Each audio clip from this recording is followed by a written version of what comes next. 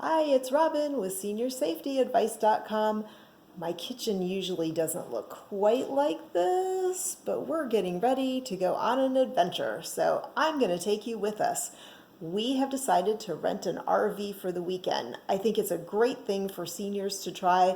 They're super easy to drive. It doesn't require any different driver's license other than what you already have. And so we're going to try it out. So come on with us. We're on the way, fully loaded. And I don't know if you can see the traffic back there, but it's slowing us down. We rented the RV from Cruise America. It was similar to renting a car. We just did it online, although you could call in if you wanted to. Basically, you're picking the size of the vehicle that you want and how many it sleeps. There are a lot of things that you need to address when you're renting an RV. You need to know where to plug in the electricity, where your storage is, and your propane, etc. So when you pick the vehicle up, there is a person from Cruise America who goes over everything with you to make sure that you know what you're doing. She also has an owner's manual type of a thing that she gives you. You can see it in her hand there.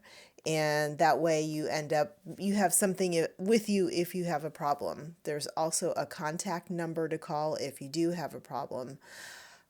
Inside you have a thermostat on the wall, and then you also have a control panel that lets you know how much propane you have left, how much fuel, whatever. Speaking of fuel, we had to gas up right out of the gate because they left it that way, and you bring it back with what you left with, so we had to start with a quarter of a tank and fill from there. But after a while, we got on the road, we finally made it to our campsite, and it was beautiful. Now, the thing about these is they don't have levelers like a regular RV, so you have to kind of make sure you pick a level spot that's close to where you're plugging things in. And then, of course, once you're setting up, you have to plug in your water. You have to plug in your electricity, and then also the sewer hose if you have a full hookup like we did. It was super easy. As you can see here, there were no extra tools that were required. It was basically a matter of just plugging things in.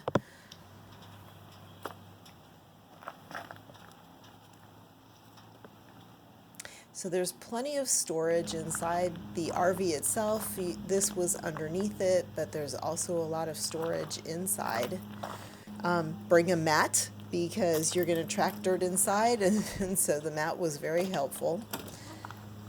So once you're inside, you can sleep. There's storage underneath that sofa, but it also folds out to a bed. There is a bed up above, which you could also use for storage, although I don't recommend it if you're going to be driving because things could fall out. You have the table, there's storage under the seats, and that also folds down into a bed. And then there was a bedroom in the back in our rig. We had a 30-foot rig.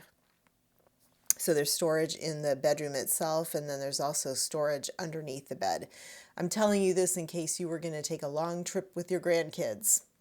So this has a bathroom on board, which is one of my favorite things. So I don't want to have to go down to the bathhouse. And also it has a shower, pretty tiny, not a lot of elbow room, but you can open that bathroom door and it makes like a door that's seals off the compartment from the other people, so you could spread out a little.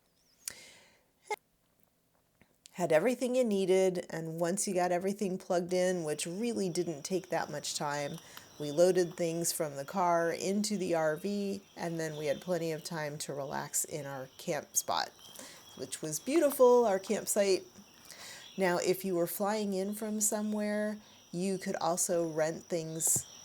They had a kit that you could rent with your sheets and your pots and pans and things like that. We brought everything with us.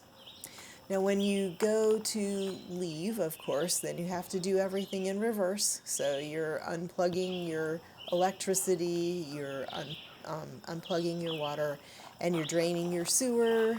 And that was easy. That was just a matter of pulling a handle, although I would tell you to be sure to bring gloves just in case you have a spill. Things seniors need to consider. There are a lot of steps to get into the RV. That was similar to getting up onto a bus, I thought. Once inside, you had a step up into the bedroom in this particular RV, and the bed itself was really high. I mean, it was like hip high on me. Plus, to make the bed, it was pushed, as far back. They're trying to give you room, and so you really had to be a contortionist in order to make the bed.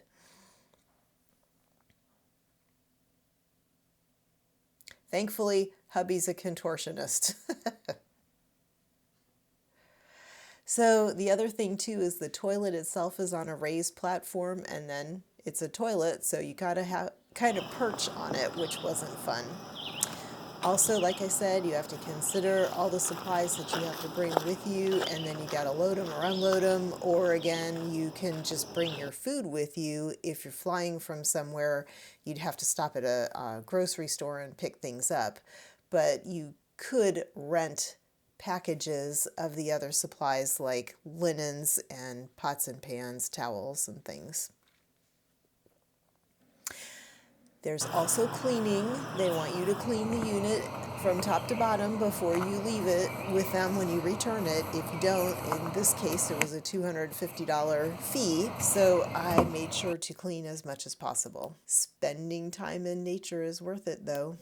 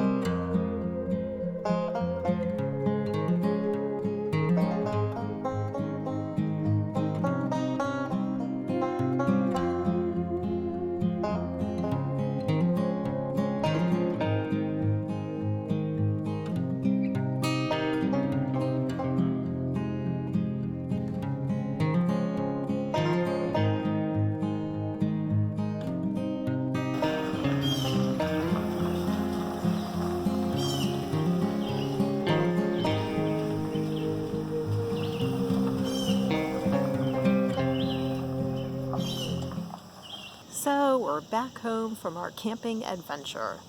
Would I recommend using Cruise America again? I would. Actually, it was very easy to reserve online. Like I said before, it was kind of like renting a car. You just chose the size of the rig that you wanted, basically based on how many people you wanted it to sleep. They had a 1-800 number, so if there were any glitches, they had somebody, that you could contact. We actually had a problem with our air conditioner the very first day, and it was, 95 degrees or something outside. It was an over 100 heat index, so you can imagine inside it was 1,000,000 degrees. But they were very responsive, and it ended up that we were able to get it working by the end of that evening. So I would recommend them. Things that you should remember or keep in mind before you rent an RV, of course, is the steps like we talked about. There is a little bit of work involved as far as packing and unpacking. You have to bring your food, you have to load and unload, things like that. You can rent some things, some kits from Cruise America, so they can supply sheets and towels, pots and pans, things like that. If you are flying in from out of town, we were local, so we just brought them. But that, of course, was a little bit more work for us, but a little cheaper. They do sanitize their rigs, so when you go in, you know that you have a clean unit, although I'm just this kind of person, and the pandemic made it worse. I just went through and Lysol'd everything anyway. So I felt like it was clean and it was a good thing to do. I would definitely tell you, if you think that you are even entertaining the thought of buying an RV, don't just jump in. make sure you do something like rent one from Cruise America. There are other choices out there like RV Share or Outdoorsy. That's where somebody actually is renting their personal RV or camper to you. Sometimes that's a little easier because you can select the campground that you want to go to, and they will take it there for a fee, of course, but they will take it there and set it up for you. So all you have to do is walk in with your food and you're done, and you walk back out and it's all taken care of. So those would be an easy option.